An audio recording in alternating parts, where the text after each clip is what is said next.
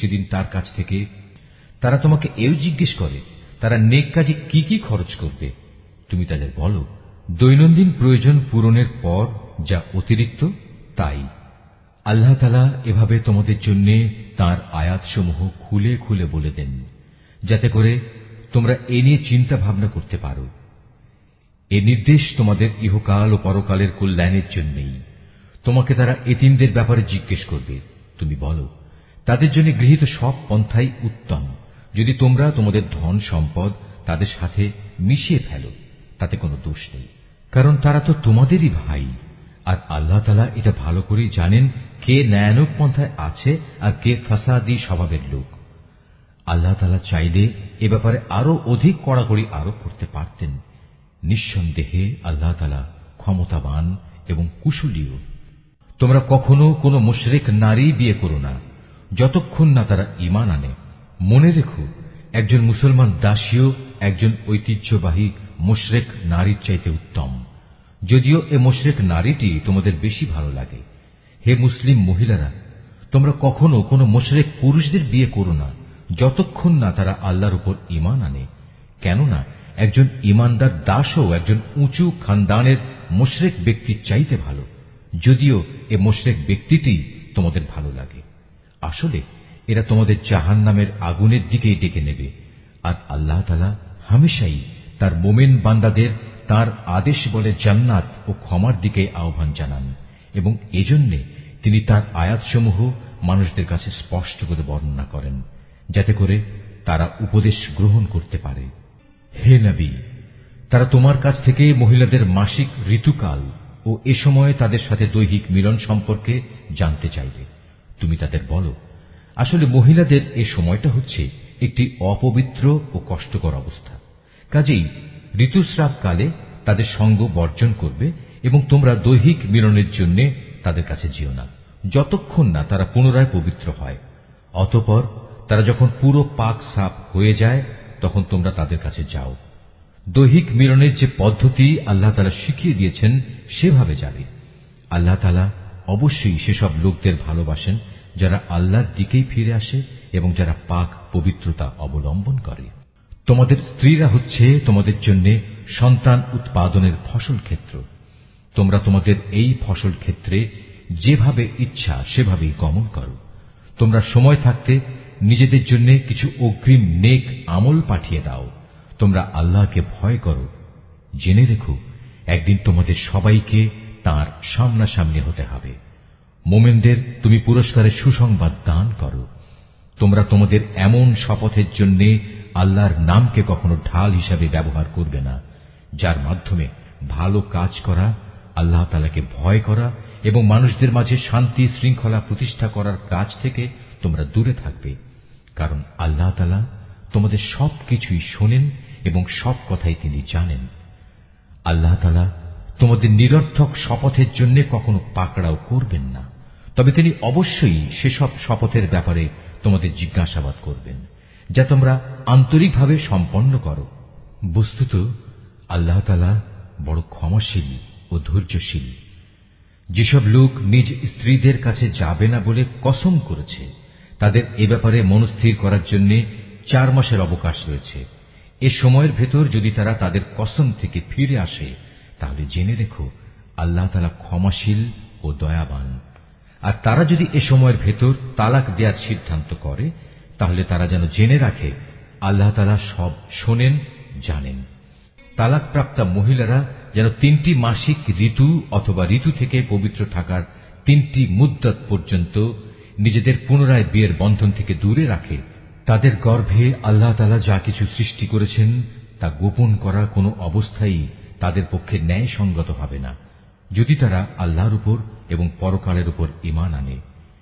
এ সময়ের ভেতর তাদের ফিরিয়ে নেয়ার ব্যাপারে তাদের স্বামীরা অবশ্য বেশি অধিকারী, যদি তারা উভয়ে পরস্পর মিলেমিশে চলতে চায়। পুরুষদের উপর নারীদের যেমন ন্যায়ানুগ অধিকার রয়েছে, তেমনি রয়েছে নারীদের উপর পুরুষের অধিকার। পারিবারিক ভরণ পোষণের দায়িত্বের কারণে তাদের উপর পুরুষের মর্যাদা একমাত্রা বেশি রয়েছে। আল্লাহ তাআলা বিপুল ক্ষমতার মালিক, তিনি পরম কুশলী। তালাক 2 বার মাত্র উচ্চারণ করা যেতে পারে। তৃতীয়বারের আগেই হয় সম্মান মর্যাদার সাথে তাকে ফিরিয়ে আনতে হবে, অথবা সহৃদয়তার সাথে তাকে চলে যেতে দেবে। তোমাদের জন্য এটা কোনো অবস্থায় ন্যায়সঙ্গত নয় যে বিয়ের আগে যা কিছু তোমরা তাদের দিয়েছ তা তাদের থেকে ফিরিয়ে নেবে। তবে আল্লাহর নির্দিষ্ট সীমারেখার ভেতরে থেকে স্বামী স্ত্রী একত্রে জীবন কাটাতে পারবে না এমন আশঙ্কা যদি দেখা দেয়, তখন আলাদা হয়ে যাওয়াটাই উত্তম। এমন অবস্থায় যদি তোমাদের ভয় হয় যে এরা আল্লাহর বিধানের গণ্ডির ভেতর থাকতে পারবে না, তাহলে স্ত্রী যদি স্বামীকে কিছু বিনিময় দেয় এবং তা দিয়ে বিচ্ছেদ ঘটিয়ে নেয়, তাহলে তাদের উভয়ের উপর এটা কোনো দূষণীয় বিষয় হবে না। জেনে রাখো, এটা হচ্ছে আল্লাহর নির্ধারিত সীমারেখা, তা কখনো অতিক্রম করো না। আর যারা আল্লাহর দেয়া সীমারেখা লঙ্ঘন করে তারা হচ্ছে সুস্পষ্ট জালেম। যদি সে তাকে তালাক দিয়েই দেয়, তাহলে তারপর এ স্ত্রী তার জন্য আর বৈধ হবে না। হ্যাঁ, যদি তাকে অপর কোনো স্বামী বিয়ে করে এবং নিয়ম মাফিক তাকে তালাক দেয় এবং পরবর্তী পর্যায়ে তারা যদি সত্যি মনে করে তারা এখন স্বামী স্ত্রীর অধিকার সম্পর্কে আল্লাহর সীমারেখা মেনে চলতে পারবে, তাহলে পুনরায় বিয়ে বন্ধনে ফিরে আসাতে তাদের উপর কোনো দোষ নেই। এটা হচ্ছে আল্লাহর বেঁধে দেয়া সীমারেখা। যারা এ সম্পর্কে অবগত আছে, আল্লাহ তাআলা তাদের জন্য এই নির্দেশ সুস্পষ্ট করে পেশ করেন। যখন তোমরা স্ত্রীদের তালাক দাও এবং তারা যখন তাদের অপেক্ষার সময় ইদ্যত পূর্ণ করে নেয়, তখন হয় মর্যাদার সাথে তাদের ফিরিয়ে আনো, নতুবা ভালোভাবে তাদের বিদায় করে দাও। শুধু কষ্ট দেওয়ার উদ্দেশ্যে কখনো তাদের আটকে রেখো না। এতে তোমরা আল্লাহর নির্ধারিত সীমারেখাই লঙ্ঘন করবে। আর যে ব্যক্তি এমন কাজ করে সে প্রকারান্তরে নিজের উপরই জুলুম করে। সাবধান, আল্লাহর নির্দেশসমূহকে কখনো হাসি তামাশার বস্তু মনে করো না। স্মরণ করো, তোমরা ছিলে অজ্ঞ। আল্লাহ তাআলা তোমাদের উপর হেদায়েতের বাণী পাঠিয়ে নিয়ামত দান করেছেন। শুধু তাই নয়, তিনি তোমাদের জন্য জ্ঞান ও যুক্তিপূর্ণ কিতাব নাজিল করেছেন, যা তোমাদের দৈনন্দিন জীবনের নিয়ম কানুন বাতলে দেয়। অতএব তোমরা আল্লাহকে ভয় করো এবং জেনে রাখো, তিনি তোমাদের যাবতীয় কাজকর্ম সম্পর্কে সম্পূর্ণ ওয়াকিবহাল রয়েছেন। যখন তোমরা তোমাদের স্ত্রীদের তালাক দিয়ে দাও, অতঃপর তালাকপ্রাপ্ত স্ত্রীরাও তাদের নির্ধারিত অপেক্ষার সময় ইদ্যত পালন শেষ করে নেয়, তখন তোমরা তাদের পছন্দ মতো স্বামীদের সাথে বিয়ের ব্যাপারে বাধা দিও না। যদি তারা বিয়ের জন্য সম্মানজনকভাবে কোনো ঐক্যমত্যে পৌঁছে থাকে, তোমাদের ভেতর যারা আল্লাহ তাআলা ও পরকালীন জীবনের উপর বিশ্বাস স্থাপন করে তাদের এ আদেশই দেয়া হচ্ছে। মূলত এটা তোমাদের জন্য অধিক সম্মানের এবং অনেক পবিত্র কর্মধারা, কারণ আল্লাহ তাআলা জানেন তোমরা কিছুই জানো না। মায়েদের পুরো 2 বছরই সন্তানকে বুকের দুধ খাওয়ানো উচিত। এ নিয়ম তার জন্য যে চায় সন্তানের দুধ খাওয়ানো পুরো মাত্রায় আদায় করুক। সন্তানের পিতা দুধ খাওয়ানোর জন্য মায়েদের সম্মানজনক ভরণ পোষণ সুনিশ্চিত করবে। কোন ব্যক্তির উপর তার সাধ্যাতীত বোঝা চাপিয়ে দেওয়া যাবে না। পিতার সঙ্গতির কথা ভাবতে গিয়ে দেখতে হবে মায়েরাও যেন আবার নিজ সন্তান নিয়ে বেশি কষ্টে না পড়ে যায়, এবং পিতাকেও যেন সন্তান জন্ম দেওয়ার কারণে অযথা কষ্টে পড়ে যেতে না হয়, সেটাও খেয়াল রাখতে হবে। সন্তানের পিতার অবর্তমানে তার উত্তরাধিকারীদের উপর সন্তানের জন্মদাত্রী মায়ের অধিকার এভাবেই বহাল থাকবে। তবে কোন পর্যায়ে পিতা মাতা যদি পারস্পরিক সম্মতি ও পরামর্শের ভিত্তিতে আগেভাগেই সন্তানের দুধ ছাড়িয়ে নিতে চায়, তাতেও তাদের উপর কোনো দোষের কিছু নেই। তোমরা যদি নিজেদের বদলে অন্য কাউকে সন্তানের দুধ খাওয়ানোর জন্য নিয়োগ করতে চাও এবং যদি দুগ্ধদাত্রীর পাওনা যথাযথভাবে বুঝিয়ে দেয়া হয়, তাতেও কোনো গুনাহ নেই। সর্বাবস্থায় আল্লাহ তাআলাকে ভয় করো এবং জেনে রেখো, তোমরা যা কিছুই করো আল্লাহ তাআলা তার সব কিছুই দেখতে পান।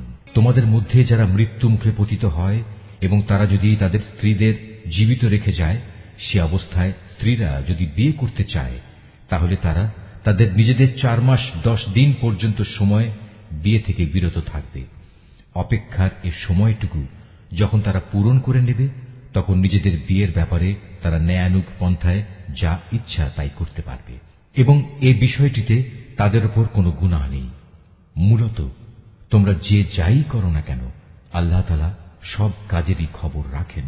এমনকি সে অপেক্ষার সময় শেষ হওয়ার আগেও তোমরা কেউ যদি তাকে বিয়ে করার জন্য পয়গাম পাঠাও, কিংবা তেমন কোন ইচ্ছা যদি তোমরা নিজেদের মনের ভেতর লুকিয়েও রাখো, তাতেও তোমাদের উপর কোনো দোষ নেই, কেননা আল্লাহ তাআলা এটা ভালো করেই জানেন। তাদের কথা অবশ্যই তোমরা বারবার মনে করবে, কিন্তু সাবধান, আড়ালে আপনাদের থেকে গোপনে তাদের বিয়ের কোনো প্রতিশ্রুতি দিও না। তাদের সাথে কখনো তোমাদের কথা বলতে হলে তা বলবে সম্মানজনক পন্থায়, আর ইদ্দত অপেক্ষার শরীয়ত সম্মত সময় শেষ হবার আগে কখনো তার সাথে বিয়ের সংকল্প করো না। জেনে রেখো, তোমাদের মনের সব ইচ্ছা অভিসন্ধির কথা কিন্তু আল্লাহ তাআলা ভালো করেই জানেন। অতএব তোমরা একমাত্র তাঁর থেকেই সতর্ক হও এবং একথাও জেনে রেখো, আল্লাহ তাআলা অত্যন্ত ধৈর্যশীল, মহান ক্ষমাশীল। স্ত্রীদের শারীরিকভাবে স্পর্শ করা কিংবা তাদের জন্য মোহরের কোনো অঙ্ক নির্ধারণের আগেই যদি তোমরা তাদের তালাক দাও, তাতে শরীয়তের দৃষ্টিতে তোমাদের উপর কোনো গুনাহ নেই। এ পরিস্থিতিতে মোহরের কোনো অঙ্ক নির্ধারিত না হলেও তাদের ন্যায়ানুগ পন্থায় কিছু পরিমাণ অর্থ আদায় করে দেবে। ধনী ব্যক্তির উপর থাকবে নিজ ক্ষমতা অনুযায়ী এবং গরিব ব্যক্তির উপর থাকবে তার সঙ্গতি অনুযায়ী। এটা নেককার লোকদের উপর আরোপিত স্ত্রীদের একটি অধিকার বটে। যদি এমন হয় তোমরা তাদের শারীরিকভাবে স্পর্শ করনি, কিন্তু মোহরের অঙ্ক নির্ধারিত করে নিয়েছ, এমতাবস্থায় যদি তোমরা তাদের তালাক দাও, তাহলে তাদের জন্য থাকবে নির্ধারিত মোহরের অর্ধেক পরিমাণ, যা আদায় করে দিতে হবে। হ্যাঁ, তালাকপ্রাপ্তা স্ত্রী নিজের থেকে যদি তোমাদের তা মাফ করে দেয়, কিংবা যে স্বামীর হাতে বিয়ের বন্ধন রয়েছে সে যদি স্ত্রীকে নির্দিষ্ট পরিমাণের বেশি দিয়ে অনুগ্রহ দেখাতে চায়, তাহলে তা হবে আল্লাহ ভীতিরও একান্ত কাছাকাছি।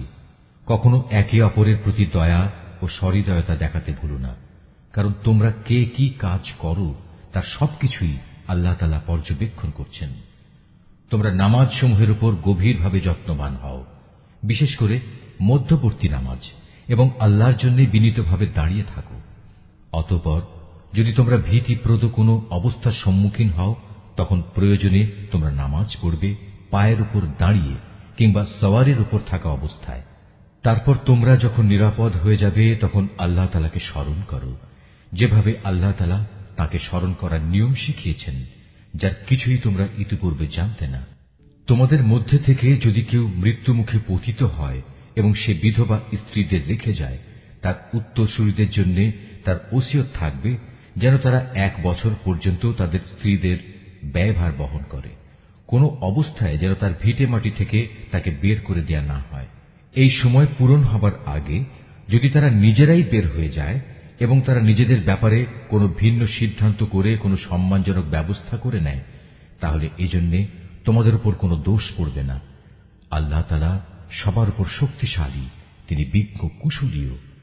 স্বামীদের উপর তালাকপ্রাপ্তা মহিলাদের জন্য ন্যায়সঙ্গত ভরণ পোষণের দায়িত্ব থাকবে। আল্লাহ তাআলাকে যারা ভয় করে, এটা তাদের উপর আরোপিত দায়িত্ব। এভাবেই আল্লাহ তাআলা তাঁর আয়াতগুলো তোমাদের জন্য সুস্পষ্ট করে বলে দিয়েছেন, যাতে করে তোমরা বুঝতে পারো। তুমি কি তাদের পরিণতি দেখোনি, যারা মৃত্যুর ভয়ে নিজেদের ভিটে মাটি ছেড়ে বেরিয়ে এসেছিল, অথচ তারা সংখ্যায় ছিল হাজার হাজার। তাদের এ কাপুরুষোচিত আচরণে রুষ্ট হয়ে আল্লাহ তাআলা তাদের বললেন, তোমরা নিপাত হয়ে যাও। অতঃপর একসময় তাদের বংশধররা সাহসিকতার সাথে জালেমের মোকাবেলা করল। আল্লাহ তাআলা তাদের পুনরায় সামাজিক ও রাজনৈতিক জীবন দান করলেন। আল্লাহ তাআলা এ ধরনের সাহসী মানুষদের উপর সর্বদাই অনুগ্রহশীল, কিন্তু মানুষদের অধিকাংশই এজন্য আল্লাহর কৃতজ্ঞতা আদায় করে না। অতএব হে মুসলমানরা, কাপুরুষতা না দেখিয়ে তোমরা আল্লাহর পথে লড়াই করো এবং একথা ভালো করে জেনে রাখো, আল্লাহ তাআলা যেমন সব শোনেন তেমনি তিনি সবকিছু জানেনও। তোমাদের মধ্যে থেকে কে এমন হবে যে আল্লাহকে উত্তম ঋণ দেবে? যে কেউই আল্লাহকে ঋণ দেবে সে যেন জেনে রাখে, আল্লাহ তাআলা ঋণের সে অঙ্ক তার জন্য বহু গুণ বাড়িয়ে দেবেন। আল্লাহ তাআলা কাউকে ধনী আবার কাউকে গরিব করে দেন, আর সবশেষে তোমাদের ধনী গরিব সবাইকে তো একদিন তার কাছেই ফিরে যেতে হবে। তুমি কি বনী ইসরাইল দলের কতিপয় নেতা সম্পর্কে চিন্তা করনি, যখন তারা মুসার আগমনের পর তদানীন্তন নবীর কাছে বলেছিল, আমাদের জন্য একজন বাদশা ঠিক করে দাও, যেন তার সাথে আমরা আল্লাহর পথে লড়াই করতে পারি। আল্লাহর নবী তাদের বলল, তোমাদের অবস্থা আগের লোকদের মতো এমন হবে না তো যে আল্লাহ তাআলা তোমাদের লড়াইয়ের আদেশ দেবেন এবং তোমরা লড়াই করবে না? তারা বলল, আমরা কেন আল্লাহর পথে লড়ব না? বিশেষ করে যখন আমাদের নিজেদের বাড়ি ঘর থেকে আমাদের বের করে দেয়া হয়েছে, আমাদের ছেলে মেয়েদেরও বের করে দেয়া হয়েছে। অতঃপর যখন সত্যি সত্যি তাদের আল্লাহর পক্ষ থেকে যুদ্ধের আদেশ দেয়া হল, তখন কতিপয় সাহসী বান্দা ছাড়া তাদের অধিকাংশই ময়দান ছেড়ে পালিয়ে গেছে। আসলে আল্লাহ তাআলা জালেমদের ভালো করেই জানেন। তাদের নবী তাদের বলল, আল্লাহ তাআলা তালুতকে তোমাদের উপর বাদশা নিযুক্ত করে পাঠিয়েছেন। একথা শুনে তারা বলল, তার কি অধিকার আছে যে আমাদের উপর রাজত্ব করার? বাদশাহীর অধিকার বরং তার চাইতে আমাদেরই বেশি রয়েছে। তাছাড়া অর্থ প্রাচুর্যও তো তার বেশি নেই। আল্লাহর নবী বলল, শাসন ক্ষমতার জন্য আল্লাহ তাআলা তাকেই বাছাই করেছেন এবং এ কাজের জন্য তার শারীরিক যোগ্যতা ও জ্ঞান প্রতিভা আল্লাহ তাআলা বাড়িয়ে দিয়েছেন। আসলে আল্লাহ তাআলা যাকে চান তাকেই তার রাজ ক্ষমতা দান করে থাকেন। তার ভাণ্ডার অনেক প্রশস্ত। আল্লাহ তাআলা যাকে চান তাকেই রাজত্ব দেন। আল্লাহ তাআলা প্রাচুর্যময় ও মহাবিজ্ঞ। তাদের নবী তাদের আরো বলল, আল্লাহ তাআলা যাকে পাঠাচ্ছেন তার বাদশাহীর অবশ্যই একটা চিহ্ন থাকবে এবং তা হচ্ছে সে তোমাদের সামনে হারানো সিন্দুকটি এনে হাজির করবে। এতে তোমাদের জন্য আল্লাহর পক্ষ থেকে সান্ত্বনা ও প্রশান্তির বিষয় থাকবে। তাছাড়া এ অমূল্য সিন্ধুকে মুসা ও হারুনের পরিবার পরিজনের কিছু রেখে যাওয়া জিনিসপত্রও থাকবে। আল্লাহ তাআলার নির্দেশে তার ফেরেশতারা এই সিন্ধুক তোমাদের জন্য বহন করে আনবে। যদি তোমরা বিশ্বাস স্থাপন করো তাহলে তোমরা দেখবে এ সব কিছুতে তোমাদের জন্য এক ধরনের নিদর্শন রয়েছে। রাজত্ব পেয়ে তালুত নিজ বাহিনী নিয়ে যখন এগিয়ে গেল, তখন সে তার লোকদের বলল, আল্লাহ তাআলা একটি নদীর পানি দিয়ে তোমাদের পরীক্ষা করবেন। যদি তোমাদের মধ্যে কেউ এর পানি পান করে তাহলে সে আর আমার দলভুক্ত থাকবে না, আর যে ব্যক্তি তা খাবে না সে অবশ্যই আমার দলভুক্ত থাকবে। তবে কেউ যদি তার হাত দিয়ে সামান্য এক আঁজলা পানি খেয়ে নেয় তা ভিন্ন কথা। অতঃপর সেখানে গিয়ে হাতে গোনা কয়েকজন লোক ছাড়া আর সবাই তৃপ্তি ভরে পানি পান করল। এ কয়জন লোক যারা তার কথায় তার সাথে ঈমান এনেছিল। তারা এবং তালুত যখন নদী পার হয়ে এগিয়ে গেল, তখন তারা নিজেদের দীনতা দেখে বলে উঠল, হে আল্লাহ, আজ জালুত এবং তার বিশাল বাহিনীর মোকাবেলা করার শক্তি আমাদের নেই। এ সময় তাদেরই সাথী বন্ধুরা যারা জানত তাদের আল্লাহর সামনে হাজির হতে হবে, তারা বলল, ইতিহাসে এমন অনেকবারই দেখা গেছে আল্লাহর সাহায্য নিয়ে একটি ক্ষুদ্র দলও বিশাল সেনাবাহিনীর উপর জয়ী হয়েছে। কেননা আল্লাহ তাআলা ধৈর্যশীলদের সাথেই থাকেন। তারপর যখন সে তার সৈন্য নিয়ে মোকাবেলা করার জন্য দাঁড়াল, তখন তারা আল্লাহর কাছে সাহায্য চেয়ে বলল, হে আমাদের মালিক, তুমি আমাদের সবরের তৌফিক দান করো। দুশমনের মোকাবেলায় আমাদের কদম অটল রাখো এবং অবিশ্বাসী কাফেরদের মোকাবেলায় তুমি আমাদের সাহায্য করো। লড়াইয়ের ময়দানে তারা তাদের পর্যুদস্ত লাঞ্ছিত করে দিল এবং দাউদ আল্লাহর সাহায্য নিয়ে জালুতকে হত্যা করল। আল্লাহ তাআলা তাকে দুনিয়ার রাজত্ব দান করলেন এবং তাকে রাজ ক্ষমতা চালানোর কৌশল শিক্ষা দিলেন। আল্লাহ তাআলা তাকে নিজ ইচ্ছা মতো আরো বহু বিষয়ের জ্ঞান দান করলেন। আসলে আল্লাহ তাআলা যদি যুগে যুগে একদল লোককে দিয়ে আর একদল লোককে শায়েস্তা না করতেন, তাহলে এই ভূখণ্ড ফিতনা ফাসাদে ভরে যেত। কিন্তু আল্লাহ তাআলা তা চাননি। কেননা আল্লাহ তাআলা এ সৃষ্টিকুলের উপর বড়ই অনুগ্রহশীল। এ কিতাবে বর্ণিত এসব ঘটনা হচ্ছে আল্লাহর এক একটা নিদর্শন মাত্র, যা যথাযথভাবে আমি তোমাকে শুনিয়েছি। এর কোন ঘটনাই তো তুমি জানতে না। তুমি অবশ্যই আমার পাঠানো নবী রসুলদের একজন। এই যে নবী রসুলরা রয়েছে, এদের কাউকে কারো উপর আমি বেশি মর্যাদা দান করেছি। এদের মধ্যে এমনও কেউ ছিল যাদের সাথে আল্লাহ তাআলা কথা বলেছেন এবং এর মাধ্যমে কারো মর্যাদা তিনি বাড়িয়ে দিয়েছেন। আমি মরিয়মের ছেলে ঈসাকে কতিপয় উজ্জ্বল নিদর্শন দিয়েছিলাম। অতঃপর পবিত্র রূহের মাধ্যমে তাকে আমি সাহায্য করেছি। আল্লাহ তাআলা চাইলে তাদের আগমনের পর যাদের কাছে এসব উজ্জ্বল নিদর্শন এসেছে তারা কখনো মারামারিতে লিপ্ত হতো না। কিন্তু রসুলদের পর তারা দলে উপদলে বিভক্ত হয়ে গেল। অতঃপর তাদের মধ্যে কিছু লোক ঈমান আনল আবার তাদের কিছু লোক আল্লাহ তাআলা ও তার নবীকে অস্বীকার করল। অথচ আল্লাহ পাক চাইলে এরা কেউই যুদ্ধ বিগ্রহে লিপ্ত হতো না, কিন্তু আল্লাহ তাআলা যা চান তাই করেন। হে ঈমানদাররা, তোমরা যারা ঈমান এনেছ, আমার দেয়া ধন সম্পদ থেকে আমার পথে ব্যয় করো সেদিনটি আসার আগে, যেদিন কোনো বেচাকেনা চলবে না, কোন রকম বন্ধুত্ব ভালোবাসাও কাজে আসবে না, না সেদিন কারো কাছ থেকে কোনো সুপারিশ গ্রহণ করা হবে। মূলত এদিনের অস্বীকারীরাই হচ্ছে জালেম। মহান আল্লাহ তাআলা, তিনি ছাড়া দ্বিতীয় কোনো ইলাহ নেই। তিনি চিরঞ্জীব, তিনি অনাদি সত্তা। ঘুম তো দূরের কথা, সামান্য তন্দ্রাও তাকে আচ্ছন্ন করে না। আসমান সমূহ ও জমিনে যা কিছু আছে তার সবকিছুরই একচ্ছত্র মালিকানা তাঁর। কে এমন আছে যে তার দরবারে বিনা অনুমতিতে সুপারিশ করবে? তাদের বর্তমান ভবিষ্যতের সবকিছুই তিনি জানেন। তার জানা বিষয়সমূহের কোনো কিছুই কারো জ্ঞানের সীমা পরিসীমার আয়ত্তাধীন হতে পারে না। তবে কিছু জ্ঞান যদি তিনি কাউকে দান করে থাকেন তবে তা ভিন্ন কথা। তার বিশাল সাম্রাজ্য আসমান জমিনের সবকিছুই পরিবেষ্টন করে আছে। এই উভয়টির হেফাজত করার কাজ কখনো তাকে পরিশ্রান্ত করে না।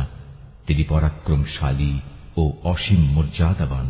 আল্লাহর দ্বীনের ব্যাপারে কোনো জোর জবরদস্তি নেই, কারণ সত্য এখানে মিথ্যা থেকে পরিষ্কার হয়ে গেছে। তোমাদের মধ্যে যদি কোনো ব্যক্তি বাতিল মতাদর্শকে অস্বীকার করে আল্লাহর দেয়া জীবনাদর্শের উপর ঈমান আনে, সে যেন এর মাধ্যমে এমন এক শক্তিশালী রশি ধরল যা কোনোদিনই ছিঁড়ে যাবার নয়। আল্লাহ তাআলা সবকিছুই শোনেন এবং সবকিছুই জানেন। যারা আল্লাহর উপর ঈমান আনে, আল্লাহ তাআলাই হচ্ছেন তাদের সাহায্যকারী বন্ধু। তিনি জাহেলিয়াতের অন্ধকার থেকে তাদের ঈমানের আলোতে বের করে নিয়ে আসেন। অপরদিকে যারা আল্লাহকে অস্বীকার করে, বাতিল শক্তিসমূহই হয়ে থাকে তাদের সাহায্যকারী। তা তাদের দিনের আলোক থেকে কুফরির অন্ধকারের দিকে নিয়ে যায়। এরাই হচ্ছে প্রকৃতপক্ষে জাহান্নামের অধিবাসী। সেখানে তারা চিরদিন থাকবে। তুমি কি সে ব্যক্তির অবস্থা দেখোনি যে ব্যক্তিকে আল্লাহ তাআলা দুনিয়ার রাষ্ট্র ক্ষমতা দেওয়ার পর সেই ইব্রাহিমের সাথে স্বয়ং মালিকের ব্যাপারে বিতর্কে লিপ্ত হল?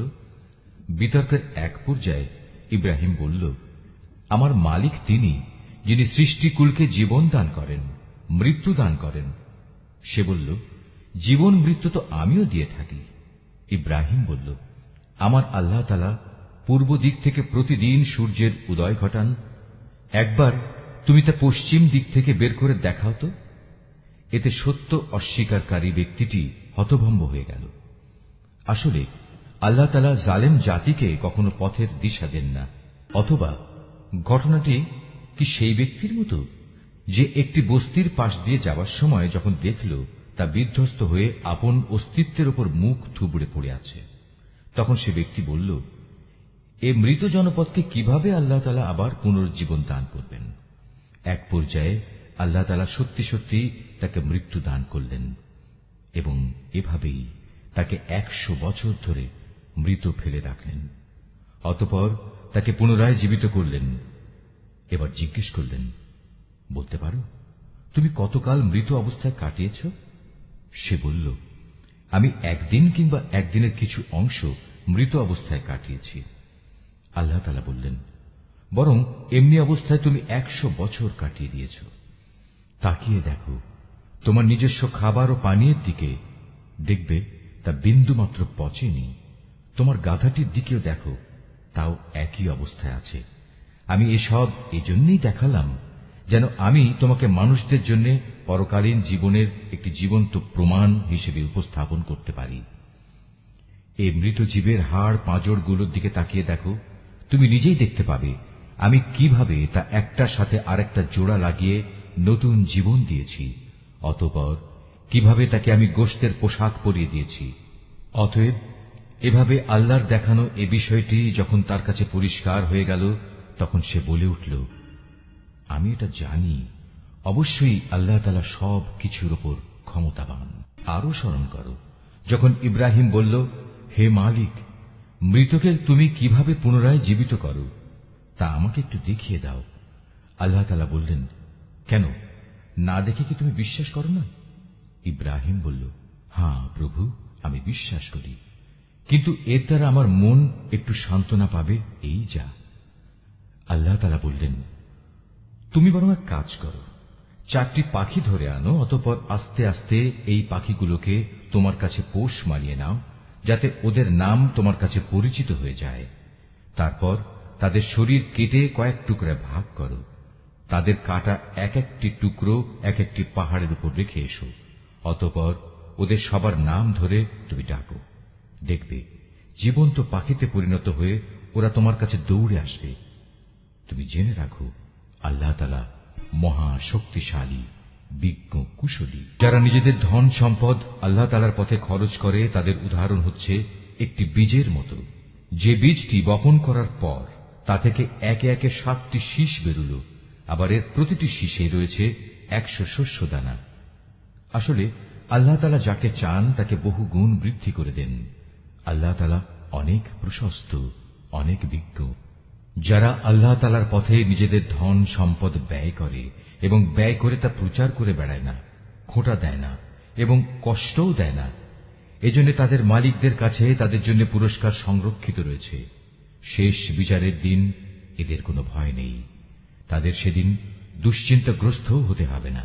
একটুখানি সুন্দর কথা বলা এবং উদারতা দেখিয়ে ক্ষমা করে দেয়া সেই দানের চাইতে অনেক ভালো। যে দানের পরিণামে কষ্টই আসে, আল্লাহ তাআলা কারোরই মুখাপেক্ষী নন, তিনি পরম ধৈর্যশীল বটে।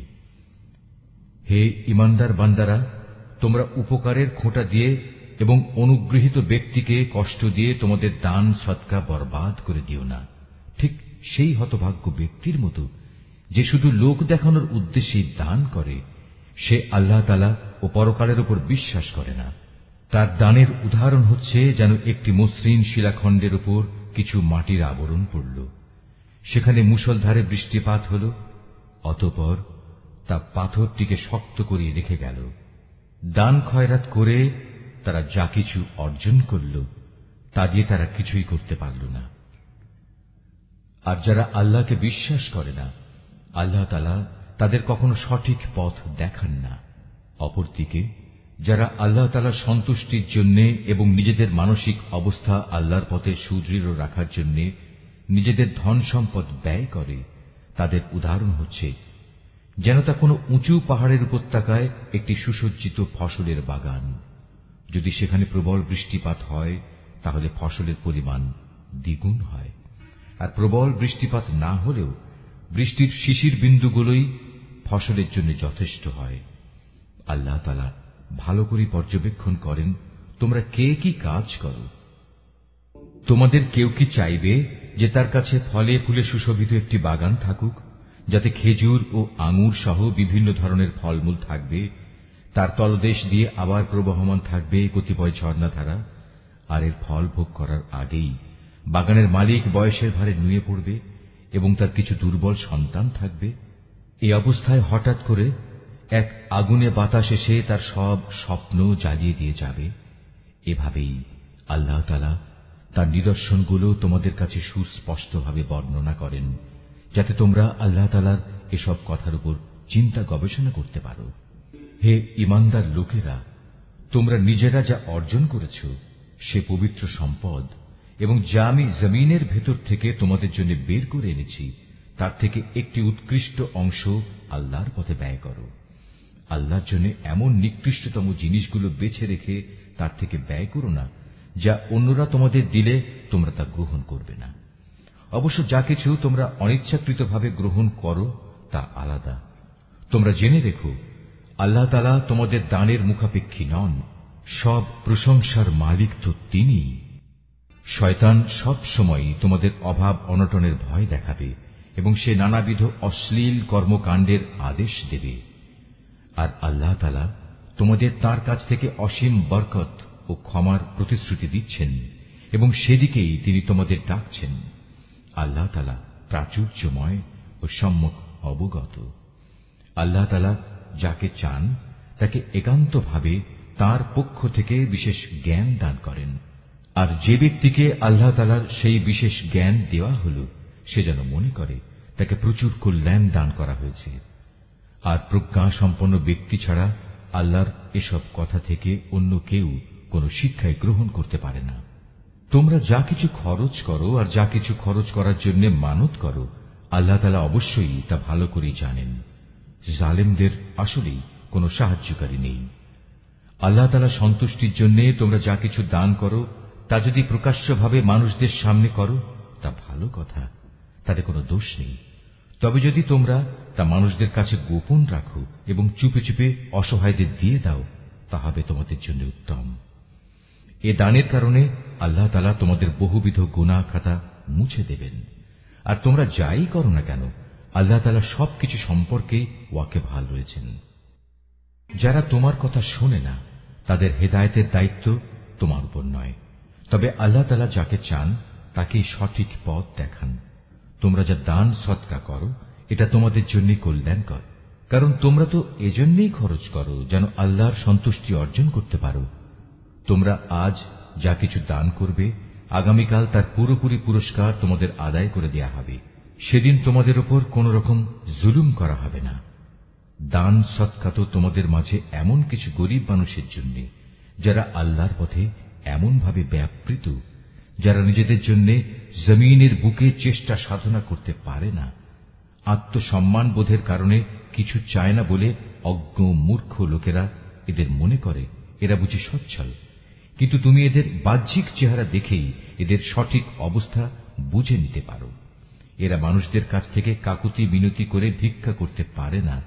তোমরা যা কিছুই খরচ করবে, আল্লাহ তাআলা তার যথার্থ বিনিময় দেবেন, কারণ তিনি সবকিছুই দেখেন। যারা দিনরাত প্রকাশ্যে ও সঙ্গোপনে নিজেদের মাল সম্পদ ব্যয় করে, তাদের মালিকের দরবারে তাদের এ দানের প্রতিফল সুরক্ষিত রয়েছে। তাদের উপর কোন রকম ভয়ভীতি থাকবে না, তারা চিন্তিতও হবে না। যারা সুদ খায় তারা মাথা উঁচু করে দাঁড়াতে পারবে না, দাঁড়ালেও তার দাঁড়ানো হবে সে ব্যক্তির মতো যাকে শয়তান নিজস্ব পরশ দিয়ে দুনিয়ার লোভ লালসায় মহাচ্ছন্ন করে রেখেছে। এটা এই কারণে যেহেতু এরা বলে ব্যবসা বাণিজ্য তো সুদের মতোই একটা কারবারের নাম, অথচ আল্লাহ তাআলা ব্যবসা হালাল করেছেন এবং সুদকে হারাম করেছেন। তাই তোমাদের যার যার কাছে তার মালিকের পক্ষ থেকে সুদ সংক্রান্ত এই উপদেশ পৌঁছেছে, সে অতঃপর সুদের কারবার থেকে বিরত থাকবে। আগে এ আদেশ আসা পর্যন্ত যে সুদ সে খেয়েছে তা তো তার জন্য অতিবাহিত হয়েই গেছে। তার ব্যাপার একান্তই আল্লাহ তাআলার সিদ্ধান্তের উপর। কিন্তু এরপর যে ব্যক্তি আবার সুদী কারবারে ফিরে আসবে, তারা অবশ্যই জাহান্নামের অধিবাসী হবে, সেখানে তারা চিরদিন থাকবে। আল্লাহ তাআলা সুদ নিশ্চিহ্ন করেন, অপরদিকে দান সৎকার পবিত্র কাজকে তিনি উত্তরোত্তর বৃদ্ধি করেন। আল্লাহ তাআলা তার নিয়ামতের প্রতি অকৃতজ্ঞ পাপিষ্ঠ ব্যক্তিদের কখনো পছন্দ করেন না। তবে যারা সত্যিকার অর্থে আল্লাহ তাআলার উপর ঈমান এনেছে এবং ভালো কাজ করেছে, নামাজ প্রতিষ্ঠা করেছে, যাকাত আদায় করেছে, তাদের সেদিন কোনো ভয় থাকবে না, তারা সেদিন চিন্তিতও হবে না। হে ঈমানদার লোকেরা, তোমরা সুদের ব্যাপারে আল্লাহকে ভয় করো। আগের সুদী কারবারের যেসব বকেয়া আছে তোমরা তা ছেড়ে দাও, যদি সত্যিই তোমরা আল্লাহর উপর ঈমান আনো। যদি তোমরা এমনটি না করো, তাহলে অতঃপর আল্লাহ তাআলা ও তাঁর রাসূলের পক্ষ থেকে তোমাদের বিরুদ্ধে যুদ্ধের ঘোষণা থাকবে।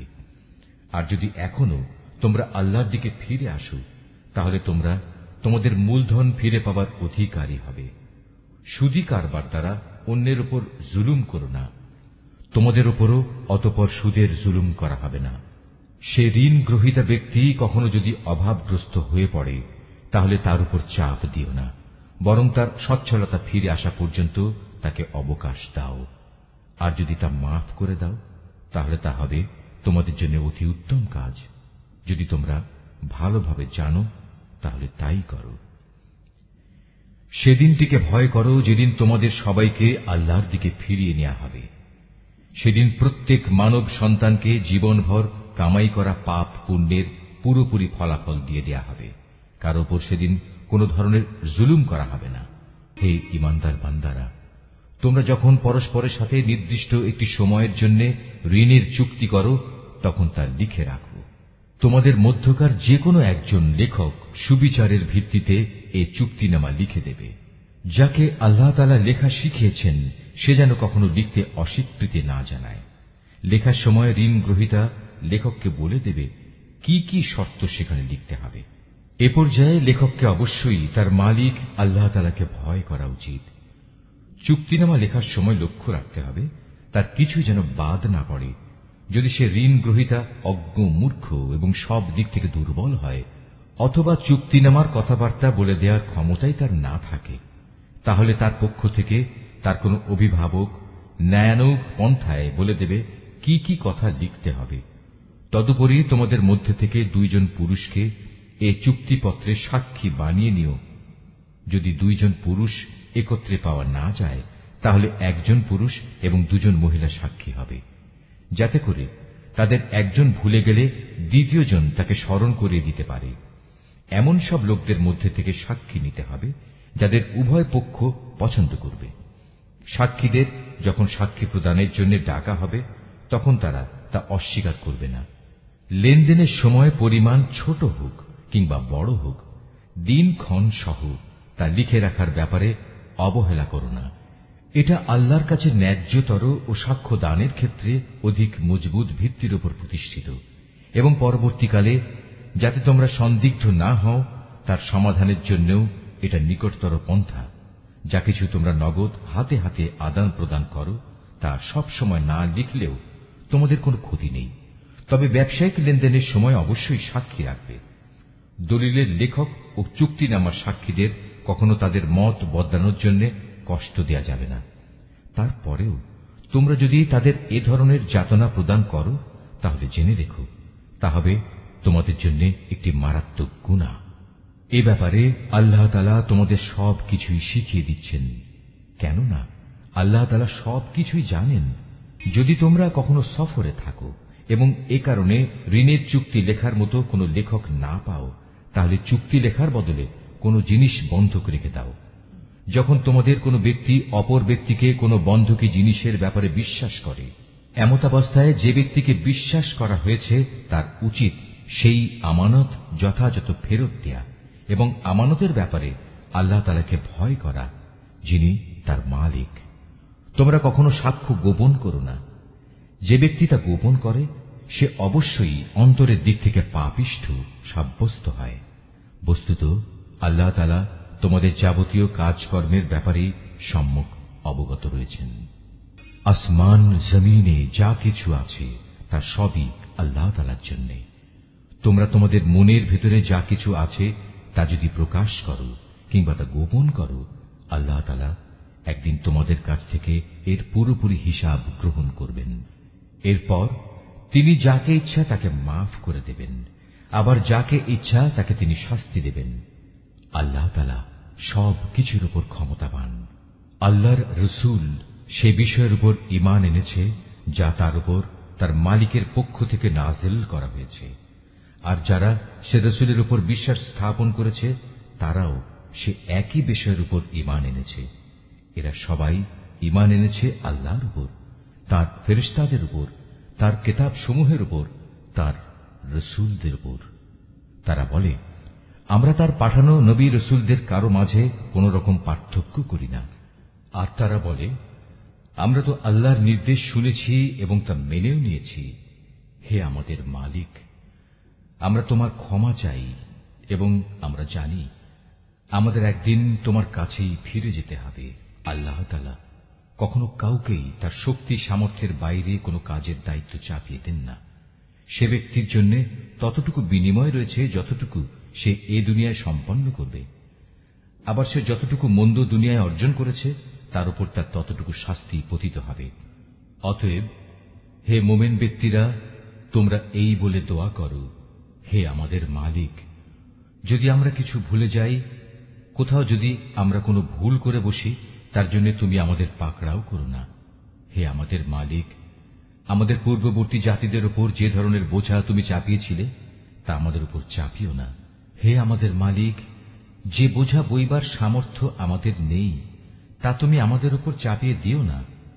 তুমি আমাদের উপর মেহেরবানি করো, তুমি আমাদের মাফ করে দাও, আমাদের উপর তুমি দয়া করো।